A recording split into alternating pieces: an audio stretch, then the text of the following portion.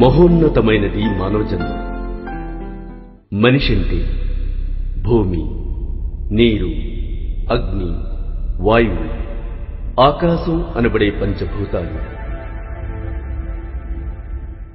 అహంకారం, బుద్ధి, ప్రకృతి, పంచ జ్ఞానేంద్రియాలు, పంచ కర్మేంద్రియాలు, మనసు అనబడే 11 ఇంద్రియాలు, శబ్ద, రూప, రస, గంధాలనే ఇంద్రియ విషయాలు, కోరిక, ద్వేషం, తెలివి, సుఖం, దుఃఖం, ధైర్యం, వీటి వికారాలతో ఏర్పడే క్షేత్రం మనిషి.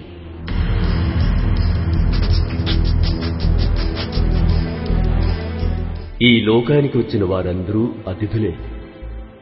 ఎవ్వరూ ఈ లోకానికి చెందినవారు కాదు. ఈ లోకం ఎవ్వరికీ శాశ్వతం కాదు.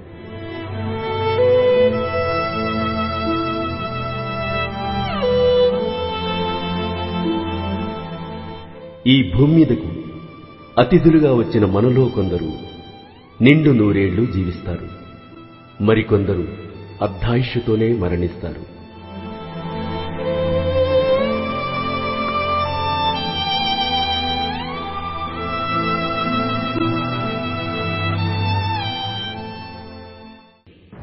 ఈ 100 ఏళ్ల జీవితానికి అర్థాన్ని, పరమార్థాన్ని తీసుకొచ్చిన వారే చరిత్ర పుటల్లో చిరస్థాయిగా నిలిచిపోతారు.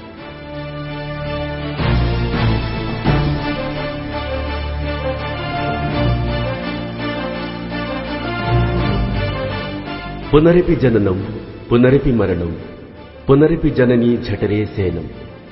పుట్టిన ప్రతి ప్రాణి గిట్టకమానదు, గిట్టిన ప్రతి ప్రాణి పుట్టకమానదు.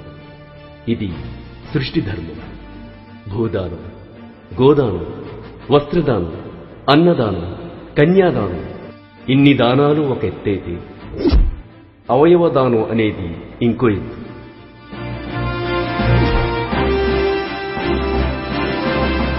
రక్తం ఇస్తుంటాం, దానం, రక్తదానం చేస్తుంటాం. అలాగే ఈ మధ్యలో అందరికీ కార్నియాదానం అంటే కళ్ళదానం, కంటి దానం కూడా ఇస్తుంటాం, నేత్రదానం అంటారు. ఇప్పుడు మనం ఒక అడుగు ముందుకేసేసి కిడ్నీస్ అయినా సరే, లివర్ అయినా సరే, హార్ట్ అయినా సరే, లంగ్స్ అయినా సరే, ప్యాంక్రియాస్ అయినా సరే, ఇలా ప్రతి ఒక్క అవయవాలు కూడా వేరే బ్రతికున్న వ్యక్తికి వారి అవయవాలు పాడైపోయి ఆయన మరణ అవస్థలో ఉన్నప్పుడు ఆయనకు అమర్చితే ఆయన జీవించడానికి, నా మామూలు జీవితం గడపడానికి అవకాశం ఉంటుంది.